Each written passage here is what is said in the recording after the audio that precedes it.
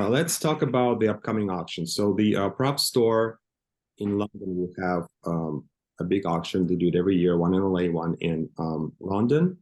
And this year they got a lot of Austin Powers memorabilia stuff. I don't know if it's a good or bad thing because I want it all, but I can't have it all. So, decisions.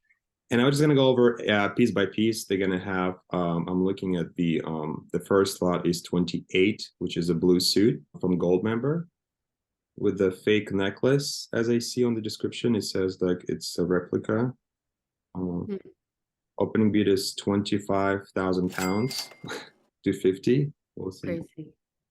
So the lining on that, I was going to ask you about that. I know the first movie was a different lining, but was it the same lining for the second and the third film? Do you remember at all? I think that I said to you that the lining for certainly for the first film was vintage lining. And there was no more of it by the time we came to number 2. Number 3, we had a lot of suits, and several suits, I should say. And it was the silk fabric that was contemporary. For number 2, I honestly don't recall the lining. I think I don't know if it was the same as 3, but what I think I've said to you is that the velvet in number 2 is different. So with number 2, I couldn't find the perfect shade, that beautiful teal that was so lustrous. The velvet was so lustrous. It wasn't silk velvet, it wasn't cotton velvet, it was just something, I think it was rayon velvet, I want to say, but it had a luster, and I couldn't find that for number 2. And so I ended up having to dye it. And when I dyed it, it matched the color, but it didn't have the luster. And in number 3, I discovered a Canadian source that had virtually the same velvet. So that's another way to tell the difference between 1, 2, and 3. So once you see it in person, you can probably tell, right? It's more better than the pictures. I think that the one in this is from 3. I'm pretty sure it has the sheen. It has the sheen. Because the second one, he only had that suit just for the pool scene when he goes out of the water, and then like maybe one of those like little dance breaks when he's like dancing. Yeah, baby, yeah. That's the only time he wore the blue suit in the second movie. It's very that's why I feel like we got away with it and it wasn't as critical. I think the one that went in the water had just blue silk lining. There wasn't a pattern. Right. But we should, and the one that went in the water, it didn't come out of the water. So obviously. So Iconic, I mean, I really want it. I would probably throw a bit of one, but just we'll see what happens because you don't have a blue suit. Oh. No. Okay, you need a blue suit if you're going to have a collection. So the second lot is number 29 is Dr. Evil, the Spy Who Shagged Me, the second film suit, which is also like iconic, and I mean 20,000. Now, interestingly, I wonder if that's the second suit and why they're saying that, because I think I said to you that I put the pocket in it in the first film, and is there a pocket in it in the seam? Yeah, it's hard to tell. It looks like it's not there, but there's like a little like darker line on that. You know what I mean? Yeah, I can see that too. So the pocket was something that I had in my mind that he might want to use as a kind of Napoleonic thing. And it never really happened. He never really did it, never really used it. So I stopped putting it in after the first movie. So either he may have worn that in the second film in addition to another one, but I don't recall putting the pocket in after the first film. No, because I remember like him in the second movie, there was no pocket in the scenes. So it was definitely just for the first one. Yeah. So are they claiming that it's number 2? Yeah, but it's also hard to see it's like, you know what I mean? I might have to see a little gap. You see a little gap. It's in the seams that come down the front, and then there's a little gap. Yeah. So that gap is from the pocket. Says that it has black suspenders, which I don't think he had. From the movie, I remember he had white ones, right? He had white shirt and white. So that's probably There's something. no shirt. There was no shirt. There was only a pad to make him look barrel chested, to give him a different silhouette. So he has, it's not really a fat pad, it's more of like a chest pad Uh-huh. to give him just a different physique. Mhm. And then there was just tipping on the top of the collar. So it was not actually a shirt. The suspenders were worn over the sort of fat suit, for lack of a better term. I don't know how seriously New Line was taking those auctions in the day, you know? It was a long time ago before they realized what they had. And if they did, they might have held on to things, Mhm. you know, or kept certain things for archives, but they didn't, so. Absolutely. Um, yeah, definitely gonna try that because I mean, this is my favorite character, my favorite movie, and one of my favorite suits. So again, see what happens. The number is really high. 20,000 pounds, which is like at 35%, 25% premium and 10% taxes. That's almost like what, 27,000. If it's in dollars, that's over 30 grand for the opening bid, so Yeah. it, Does it have shoes with it? no shoes. It's just the top and the Oh. that's it. Hmm. The shoes are kind of because I know another collector who has the second movie suit and no shoes. I mean, I don't know where the shoes are, but I haven't seen. I know there is a museum in Canada, the shoe museum in Canada they have the his shoes and mini me shoes from Goldmember, and I contacted them like, can you sell that? They're not selling, and Mike I think signed them, which not a good Oh, thing for people, right, on actual props. But yeah, right. you have the shoes that are signed, but I haven't seen any other. There's another suit that sold from the first movie, Doctor Evil, and they had the shoes, but other than that, it's hard to find. Yeah, I feel like it was a fluke. If I'm not misremembering, Hush Puppy sold those shoes with the white sole, and then by the second one, they had to make them for us because they weren't making them with a white sole anymore. And then, of course, they made the silver ones.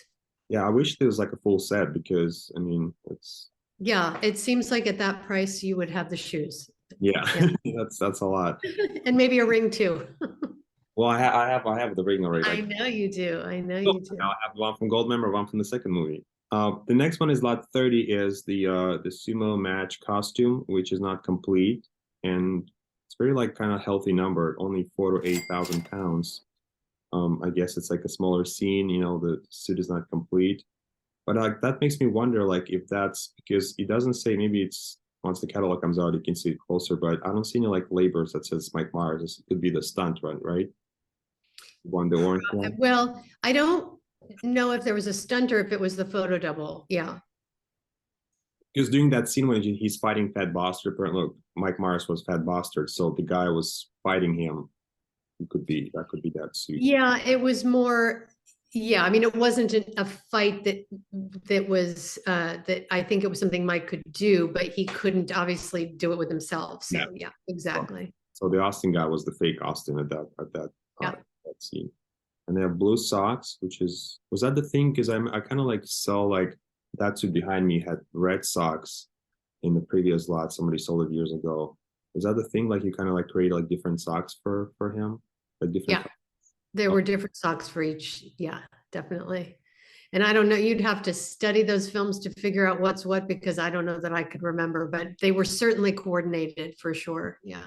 That's what reminds me of the first movie. Kind of like there's a similar one in the first film with like the orange, like a little different color orange, like a more like a darker orange. There was the orange shirt that was that had the orange shirt with the striped pants, the orange velvet shirt. No, it's the first movie when they come to Vegas and they unpack, and also in the Oh, okay, okay. orange one with like the dark blue shirt. Sure. I was thinking about the orange shirt with the striped pants that he wore with Felicity when she had her other costume. You know, I think I've said to you that there were only certain colors that that worked, and I had to you know, if the leading lady was in blue, he had to be in red or orange. Like I would try to contrast them strongly. So, you know, Felicity was in blue, and in several scenes she would wear blue. So I had to do orange or red. Not almost never red, true red, but orange. And so there was an orange, I guess, in each one, now that you mention it. I remember you mentioned that Mike did not like purple color for some reason. Yeah.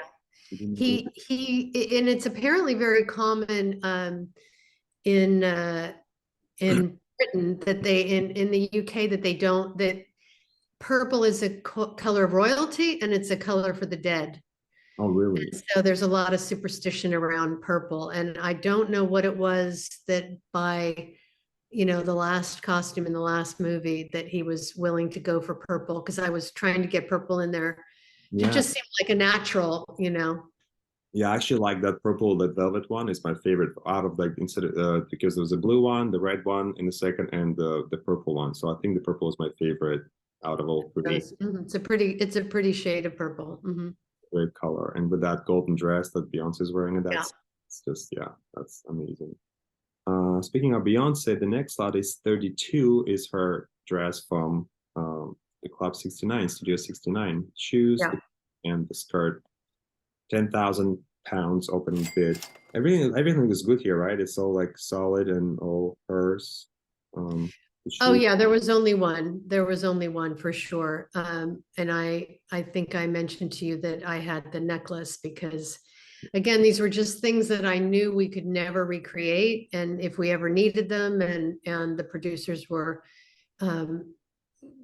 trusting enough to let me hold on to these things, and so I do have that necklace. But again, there was only one of all of that. So I'm definitely gonna try that, because I think that is my favorite Beyonce outfit out of all of them. I have nothing Beyonce yet. I mean, I have like over 70 pieces from franchise and nothing from Beyonce or Elizabeth Hurley. Yeah, that's a great one. I did I did send her one. She has one set. I want to say it's one of the two kimonos from Japan. I think it's the checked orange and gold kimono and the over the knee boots. Oh, really? She has one? I think I sent that to her, if I'm not mistaken. Yeah. There were two kimonos that were a similar color tone.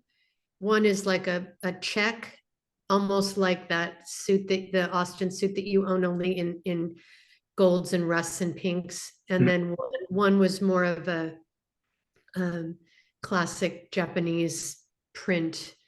Blue one, right? The blue with like the white. Not that one. That's the one of the few things I didn't make that was purchased. It's another short kimono with over the knee boots, and it was kind of a creamy background with a print that was rust colored. You haven't seen suede obi. Yeah, I didn't know she owns one. That's awesome. Maybe she'll part with it one day. I mean, she doesn't need the money, but I'm just, you know, it's the next one is Vern's Austin suit, which is also looks like fully complete. They have the boots, they got the shirt, the belt, everything here. So that's, and it's like a healthy number, 6 to 12,000.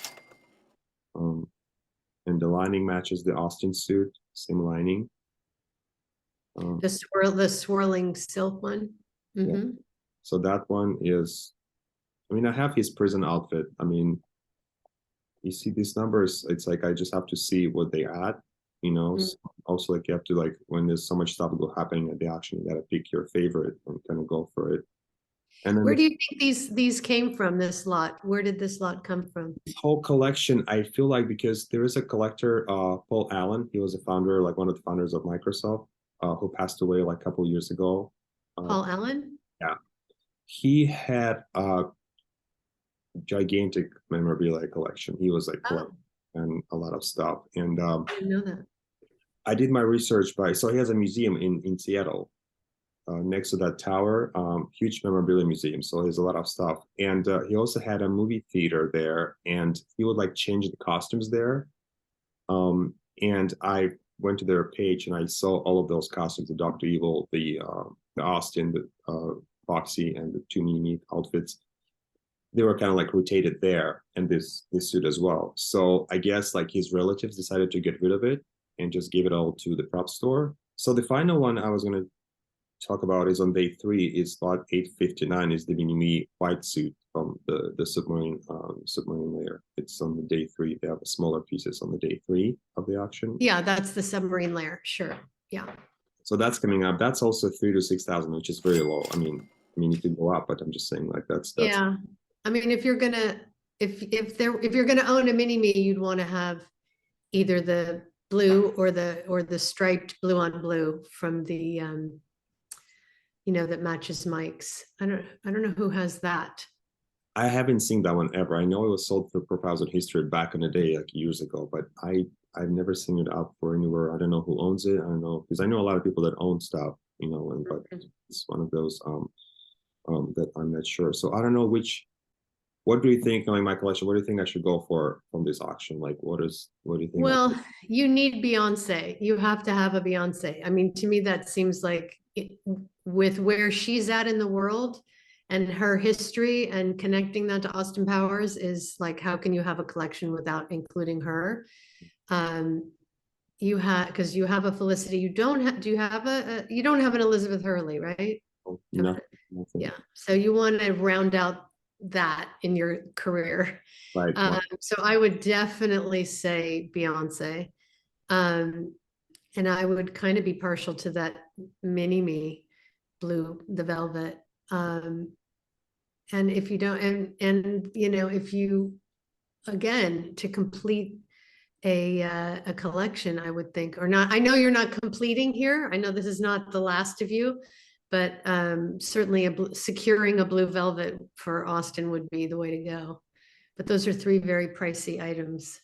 Yeah, oh, definitely. It's like the opening bids are high, and so it depends. I mean, I'm gonna try, but you have to see what's going on. It's like you have to see how high they go. Sometimes, you might get stuff very low. You never know. You might get a stuff at the opening bid, or you might have somebody interested and it goes up.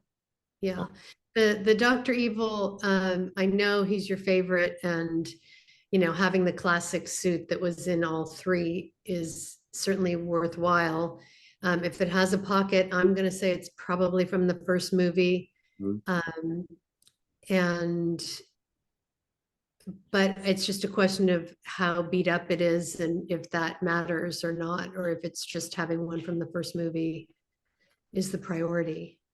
But those pieces that we talked about seem to me like they would be the most important. That's missing from that's right.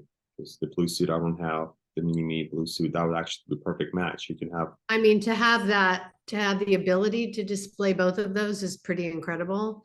And then Beyonce's debut in the film seems also to be one of the more valuable. Especially like that's probably like the most, with the custom made shoes and stuff, that's probably is the best like outfit up there. That's hers. Yeah.